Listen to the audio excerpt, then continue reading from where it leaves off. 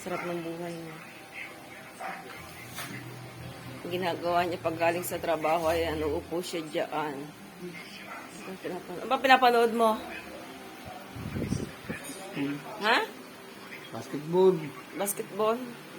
Ate, ano naman yan? Ano yan? School? Ha? Oo, nag-aaral. Check natin yung bunso ko, guys, kung anong ginagawa. Puntahan natin yung nasa kwarto niya. Yung kanina pa yun. Tanghali doon. Check natin, guys. Madilim. Madilim. Bulagain natin.